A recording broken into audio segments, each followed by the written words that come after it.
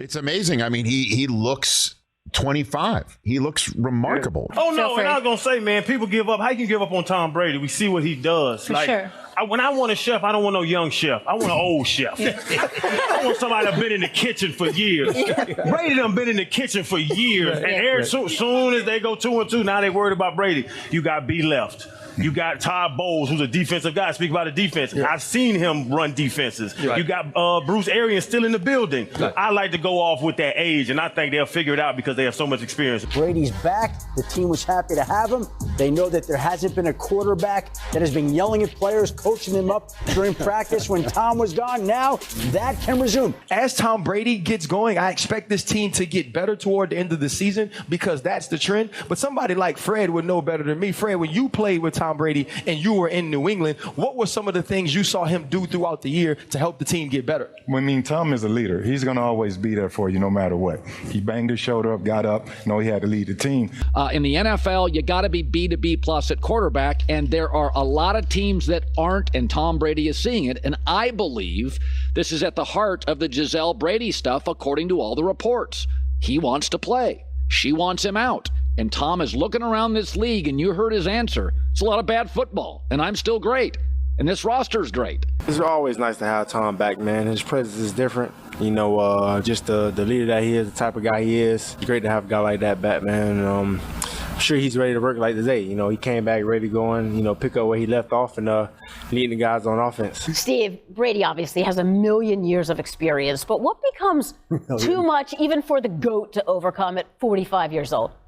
I mean, the bodies on the side of the street of those that are worried about whether Tom Brady can handle things or can get things done or, oh my gosh, is this a sign of trouble? We've all had those moments with Tom and he just solves it. Well, Dan, you did a wonderful job yesterday of reminding the viewers 2 years ago when I said that Tom Brady was going to go to Tampa Bay and fall flat and they weren't going to make the playoffs, which, of course, it was really fun to cover Tom Brady and the Tampa Bay Bucs winning the Super Bowl. That was awkward and a little weird, but that's all right. I was very wrong then. And so here's the thing. You have to learn, right, from your mistakes. And I've learned to just not doubt him. And I call him the greatest stabilizing force in NFL history. It doesn't matter what goes on. It doesn't matter what the score is. You have an opportunity to win games when Tom Brady is on the field. Tom looked great, man, or Tommy, as everybody who played with him refers to him. Brady looked amazing. He's still slinging it around, and the Bucs looked complete. I really liked what I saw from them immensely. Tom Batten, now year 23. We're happy to have him back. He's very familiar with the offense, so him coming back in and us getting back to work is kind of normal. Just getting used to the heat and getting used to the guys, but, he ran the offense well. But with Brady, I don't know or think anybody would have guessed this man would have won a Super Bowl in his late 40s. Right.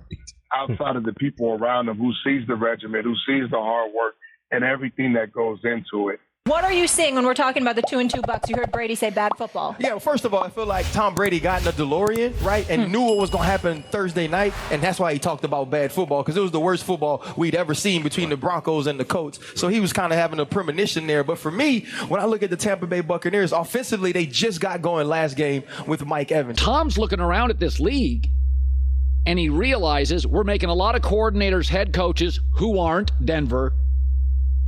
Where quarterbacks get drafted, we rush them onto the field. They have to play now. Justin Fields, they're probably not ready. There is a lot of shaky quarterback play, and Brady's looking at it thinking, retire from this? It's like I said yesterday, if somebody told Steph he had to retire and he's like, we just won a championship. I'm averaging 27 a game. I'm still the best shooter and passer arguably in the game. So Brady could have taken a very, very safe political answer. And I think he's telling you, at his heart, why there's some dysfunction in his life or some fissures. There's a lot of bad football. We're playing really good football here. We had Tom House on the program in studio just a couple of days ago. And he's part of the TB12 team, his throwing coach, along with, I've got to throw Alex Guerrero out there as well as trainer, who has been part of the team to help the longevity occur, but also put in front of Brady all of the, concepts that Brady would have to adhere to 24/7, 365 in order to play as long as he's played now. Tom House told a story about coming off of the practice field in New England with Brady after a throwing session and Belichick calling them into his office. I want to play it for you and get your 2 cents since you're my resident Belichick whisperer. Go for it. Roll it, please. By the time I got around to Tom Brady, walking by Belichick's office one time when we had been out on the field throwing the football, Belichick called us in and said, okay, tell me why I shouldn't trade Tom Brady. And at this time, I think Brady was 37, 36. And I just said, well, Bill, the research shows that if Tom does what he's supposed to do, all those 4 things I just mentioned, which he does to the T, there's no reason he shouldn't play until he's 45. And here we are. He did look great. Outside of, he still, he lost his left tackle and Donovan Smith and the center Jensen is not there. And I think they had Leonard Fournette hobbled off and, he's still going to play. Chris Godwin left with a hamstring and he still was able, to go out and play at a high level. But I think Tom is loyal to the game. He loves the game. He has a lot of football left. He knows that. And it's just hard to walk off when you have so much left. He led the league last year in yards and touchdowns. Todd Bowles is a improvement over Bruce Arians as a head coach. And this Buccaneer defense has a number of stars on it. Vita Vea, Shaq Barrett, Devin White. And when you think about what happened last year with their secondary, they were banged up the whole year. If they're reasonably healthy on the back end, this team's defense is really, really good. And look, I get it, Julio Jones, Gronk's going to come back. We could talk about their offense the whole time. But I'm telling you, this Todd Bowles-led team and this Todd Bowles defense is going to be the reason not only do they win the division, but they get back to the Super Bowl. And this is who Tom is. And I think in his personal life, his family, everybody around him really understands and knows that. They have for years that part of his personal life and his life was going to be sacrificed because of the game that he loves so much. Because to be that elite, to be that great, and that consistent and that dedicated to play on a high level for so long, you have to pour so much into it. And every part of your life is sacrificed. It's a perfect storm with players, especially at the quarterback position. Peyton Manning did it when he left Indianapolis and went to Denver. It's a lot of pieces that has to fall in place.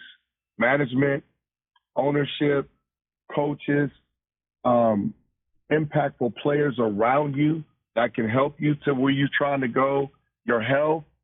There's so many things. And I think that Brady has done things the right way for so long that he picked the perfect opportunity, the perfect situation for him to put himself in that situation where he is now. Jay, this Tom Brady we talk about. We know he's going to get it together. Now, since they drafted Garoppolo, how many more Super Bowls did Tom go on to win? 3. In New England and outside of that. 3. I think it was 3, right, Chris? Didn't he win 3 more after Garoppolo? In New England, yeah. Yeah, in New England.